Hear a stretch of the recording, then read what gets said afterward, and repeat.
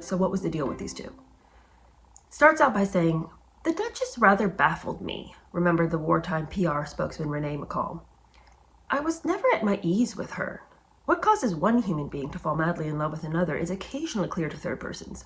More often it remains a mystery to the onlooker. So far as I was concerned, it was emphatically a mystery in this case." It is a question that has continued to intrigue. Was the Windsors' relationship totally harmonious, or did the couple feel that they had to pretend to live out the love story that everyone wanted, even if it was not true? I am well aware that there are some people in the world who go on hoping our marriage will break up. And to them I say, give up hope, because David and I are happy and have been happy for 24 years. And that's the way it'll continue to be, said Wallis, because her main job in life is to continue to spread the propaganda that she'd never made a mistake in her life, that this love story that you think you're seeing really is true. But that's not what people who were watching felt. People who were looking on and people who were invited to their home.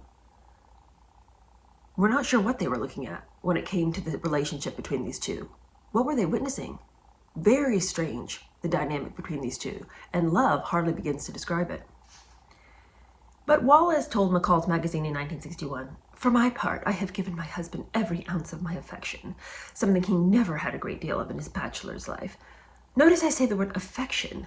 I believe it is an element apart from love, the deep bond one assumes as a part of marriage. You may know the phrase tender loving care. It means much the same thing. It means doing the things that uphold a man's confidence in himself, creating an atmosphere of warmth and interest and taking his mind off of his worries." I mean, this lady, she had rewritten her behavior to such a degree that I don't think anybody who read that passage could have associated it with the way they had seen her treat David. She gave him every ounce of her affection. I mean, then she was in desperate need of some affection. If this was all that she had to give, I can't even, I mean, from what well was she drawing? Because there ain't nothing there, lady. The well of affection is dry. This is, "I gave him every ounce of affection I had." What are you talking about? Because as we're going to read in this chapter, no one saw this affection that she claims to have lavished upon him. But again, the crazy thing is, it doesn't even really seem like he wanted affection. But I'm getting ahead of myself. "Is that true?" asks the author.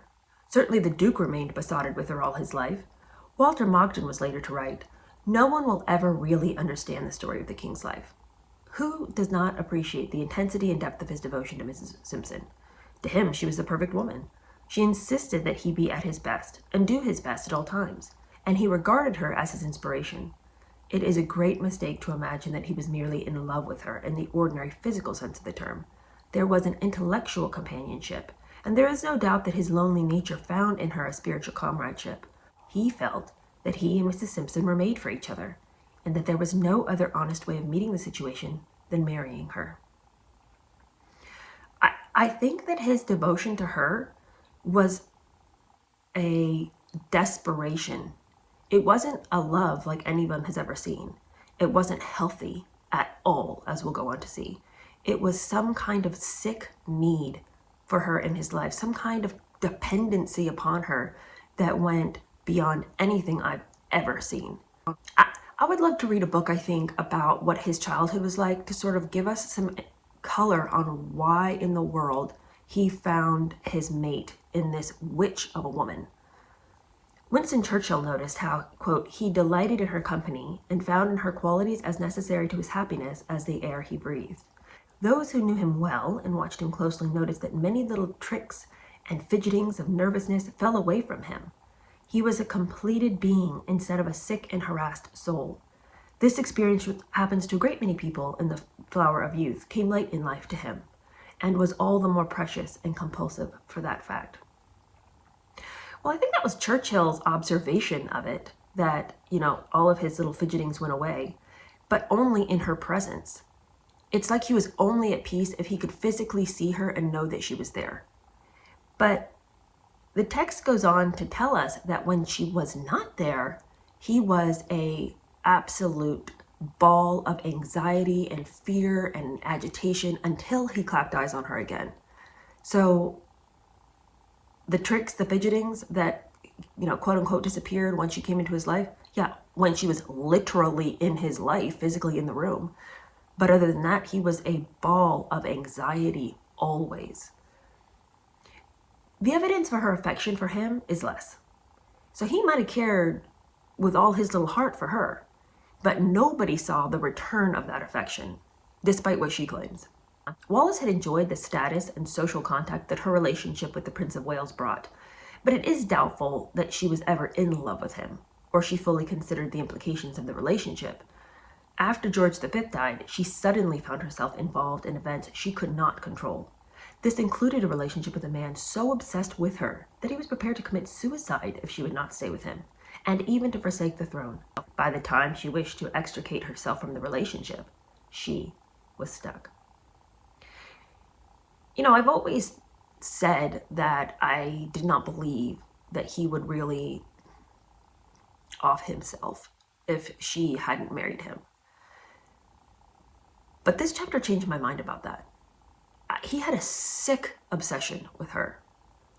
And she was willing to appease that sickness.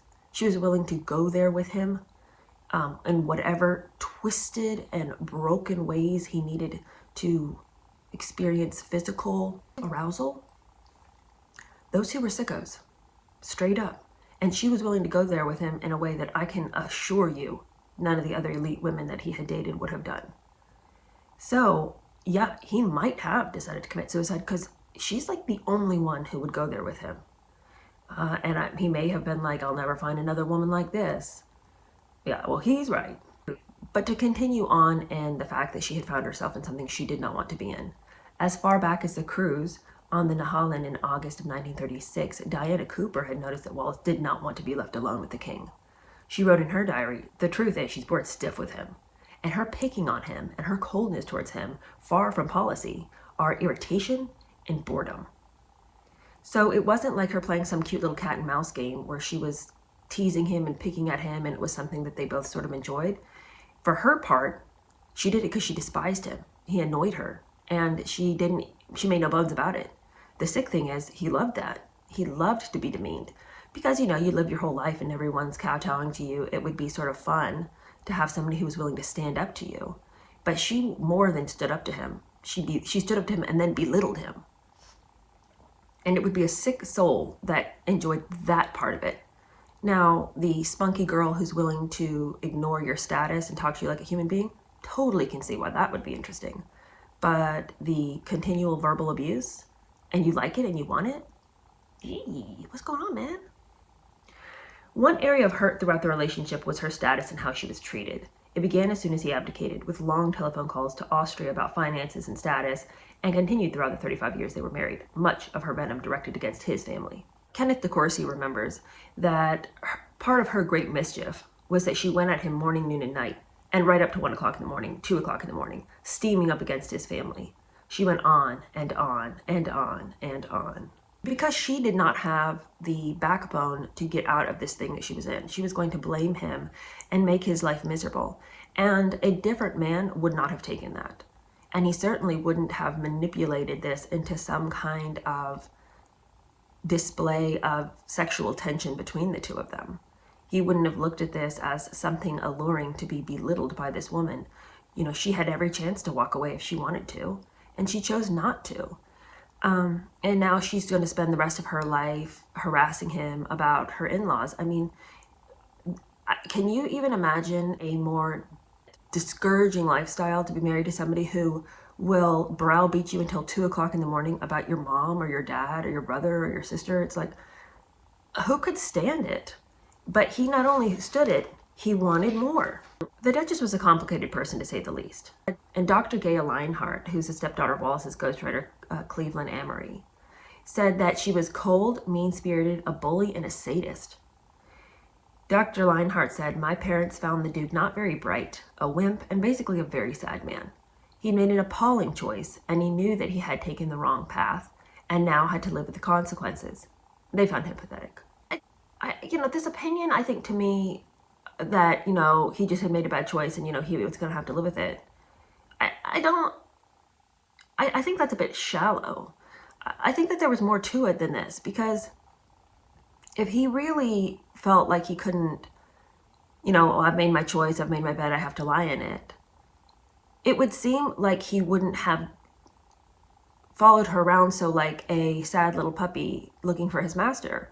I mean, it would seem to me that, okay, I've made my bed, I gotta lie in it, but she's gonna have her affairs, I'm gonna have mine too. I don't care if she's not hanging around at the house with me, whatever, I don't care. The way this Dr. Leinhardt paints it, oh, he was just a sad man who had made his choice, and he realized it was a bad choice, but like, what's he gonna do now? He abdicated for this woman. No, I think it's way deeper than that. I think that was probably the way she felt, because she clearly went about her own life and didn't really care about the guy she had married. She's having affairs right, left, and center. She's, spending money like there's no tomorrow. She's browbeating him until 2 o'clock in the morning. She obviously was going to live her life no matter whether they were married or not. But that's not how David was. David really wanted there to be a spark between the two of them. And he was fine with the counterfeit spark of this constant browbeating and told himself that this was some kind of sexual tension between the two of them. The book goes on to fully support the idea that he liked the way Wallis treated him. The author says, in some ways it was Wallis's very dominant manner that most appealed to the Duke. Writing to his mistress, Frida Dudley Ward, in January of 1920, he had told her, you ought to be really foul to me sometimes, and curse and be cruel. It would do me worlds of good, and bring me to my right senses.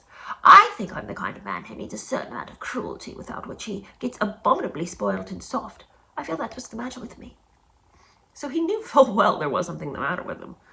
But his prescription is odd. I want you to curse and be cruel to me. Not like stand up to me sometimes. Don't let me walk all over you, just because I'm heir to the throne, come on, like treat me like an equal. That would be a fine request. But this to say you ought to curse and be cruel to me, it's what I need. Really? Okay, interesting take. There was certainly a strong masochist and dom-sub aspect to the couple's relationship, both sexually and in everyday life. She was harsh, dominating, often abominably rude, wrote Philip Ziegler in The Official Life. She treated the prince at the best like a child who needed keeping in order, at the worst with contempt. But he invited it and begged for more. She dominated the Duke, but he did not just put up with it. He actually liked it, remembered Cleveland Ambry. And this wasn't just the opinion of a couple of people who sort of thought maybe that was true. Everybody who witnessed them said that she was hateful to him on every conceivable level, but that he almost seemed to pleasure in her unkindness, even to the point of making him cry. Mona Eldridge, who met the Windsors on numerous occasions while still working for the Woolworth heiress and socialite Barbara Hutton, later wrote, Barbara also believed that Wallis had a sense of having been cheated by life. At times, she would sound bitter and implied that her husband had failed her, that he had not kept his promise. She had a way of denigrating him by reminding him that he had let her down again.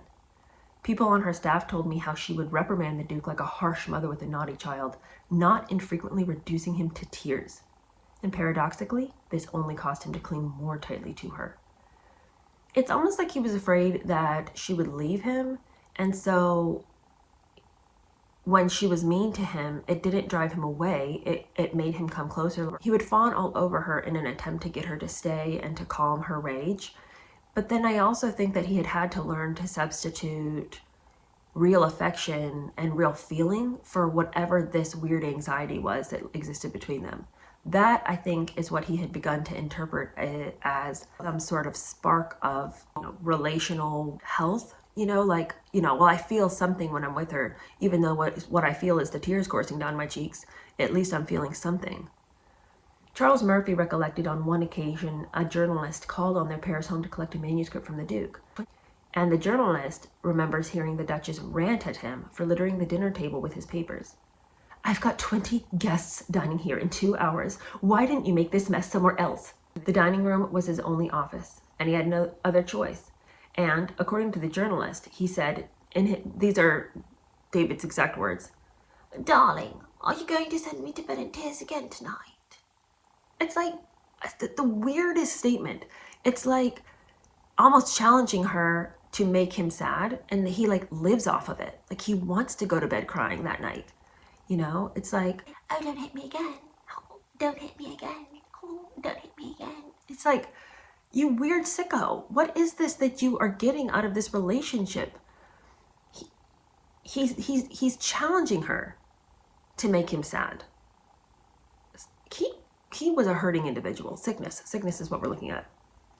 He was like a child in her hands, Lady Alexander Metcalf told Cleveland Amory, poor little man. He was given hell. It was a stranglehold she had over him. He never had any real mothering. She never had any children. And both needed each other. Weak and below average intelligence, the Duke needed a woman to dominate him with abjectness, which former girlfriends had found so disconcerting. The result was that he was completely dependent on his wife. He was not, like I said previously, going to find somebody who would do to him the way she did to him. In many ways, the Duke had never properly grown up physically or emotionally. Childhood mumps may have led to a hormonal imbalance. And this is when we're going to wade into some very murky waters about how his physical and emotional and mental well-being was all sort of wrapped up in this potentially morphed package of having had childhood mumps. Alan Lascelles wrote in his diary, "Wise old Dawson of Penn told me several times that he was convinced that EP's moral development, not physical, had for some reason been arrested in his adolescence, and that would account for this limitation he seemed to have, this physical and emotional limitation." Lascelles goes on to say, an outward symptom of such arrestation, Dawson says, was the absence of hair on the face of the subject. EP only had to shave about once a week. EP standing for Edward Princeps. Now, interesting. I would say that's a bit of a stretch to be like, oh, since he didn't have a lot of facial hair, that's because of the childhood mumps, which also is why he's so physically and emotionally immature. I don't know, seems a bit of a stretch, but let's keep going because interesting statements are about to follow. Frank Giles showered with the Duke in 1940 after a game of golf and noticed that he, quote, had absolutely no hair on his body, even in the places where one would most expect it to be. So you had an adolescent body, he had an adolescent mind. And the Duke, in all of this arrested development, both physically, mentally, and emotionally, worshipped his wife, and he trusted her. He felt secure with her and was restless when she was not there. This goes back to what I was saying. Churchill says that, for whatever reason, Wallis helped him to stop being so nervous, but only in her presence. When she was present, he watched her every moment, listened to her every word, and responded to every inflection in her voice, remembered Mona Elbridge. He often said that nothing was too good for her. His wife was constantly in his thoughts, later wrote Dinah Hood. If he went out alone, he looked for her the moment he returned home. If she went out without him and remained away for any length of time, he became nervous and preoccupied. She added, I have seen him in the middle of a haircut in his dressing room get up and run to his wife, leaving his astonished hairdresser agape. If he was in a room and she came in, the moment she came in the room, he became vivacious, he became happy, he became full of life. It was just amazing, recollected Dudley Forwood. You know, in a lot of ways, it's very much like a child who has an extreme attachment to its mother and cannot be pried out of her arms for any reason. Like the child that will scream and scream and scream and scream and cry when they're dropped off at preschool and they just cannot manage. He's got this very immature and unhealthy attachment to her. But I also think that his behavior also is like a lover who knows that the person that they're with is cheating on them. His preoccupation with what she's doing when she's not there, his desperation to know where she is at all times, his panic that if she's in the next room and he can't see her, that something might be going on. On the one hand, you could say it's very childlike, like a little child looking for his mother. On the other hand, it's like a jilted lover who knows that the entire relationship is lopsided and that he is in love with her and she could care less. I have rarely seen an ascendancy established over one partner in a marriage by the other to so remarkable a degree, Frank Giles remembered. He seemed to revel in being with the Duchess, in sunning himself in her smile, in admiring her appearance, in listening to her conversation. Truly, he seemed to have been under a spell. He seemed completely incapable of criticizing her on any level, even when the things that she were doing was fully appropriate to have criticized. Her having that affair just in his face, rubbing in his face, being hateful and cruel about it. And he never once said, I wish that wasn't happening. You need to stop. If he ever raised a word of criticism, it was to Jimmy Donahue when he, assaulted Wallis under the table, kicking her, tearing her stocking and making her bleed, simply because he didn't care for a comment that she had made. And then finally, the Duke bestirs himself to scream at Jimmy Donahue, but never once would he have raised his voice in frustration at the way that Wallis was treating him. Kenneth DeCourcy says, I've never known any person so totally obsessed by the personality of another. He seems to me to retain no individuality at all. Whenever she was present and when we were alone, he constantly jumps up looking for her or asking on the house telephone where she is. Did she love the Duke of Windsor? I'm afraid the sad answer is that she did not. She admires him and she likes him, but it never went further, and I think he knew it. And it was that which made him restless and induced him to concede his very innermost person to her authority in the hope that love would come. She never learned to love the Duke, and in my opinion, she never ever experienced love at all for anyone. It's really, really sad. Like, his whole life is completely and totally pathetic. To have abdicated the throne for this woman who he sits at the feet of and constantly looks up, sort of, tugging on her skirt for a little attention. It's so pathetic and sad.